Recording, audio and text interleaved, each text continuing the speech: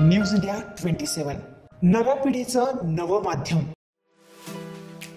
विल्लोळी नाशिक येथील प्रसिद्ध कुस्तीपटू, क्रीडा क्षेत्रातील ज्येष्ठ अभ्यासक, लेखक आणि महापालिकेचे कर्मचारी वाळू नवले यांना त्यांच्या कुस्तीवरील संशोधन लेखनासाठी खास संस्थानांकडून डॉक्टरेट पदवी देऊन गौरविण्यात आले आहे।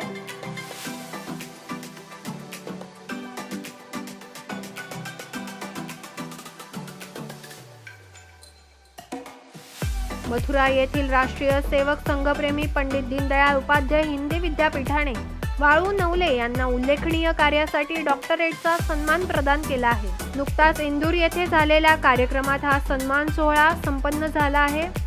या सोहळ्यात न्यायाधीश देवेंद्र कुमार जैन, कुलगुरू हिंदूभूषण मिश्रा, पर्यावरण अभ्यासक विश्वनाथ पाणिग्रह, प्रसिद्ध कथावाचिका दीपा मिश्रा तसेच मध्य प्रदेश शासनाचे सचिव उमाशंकर नागायत, त्याचप्रमाणे महाराष्ट्राचे डॉक्टर शिवाजी शिंदे येथे उपस्थित होते।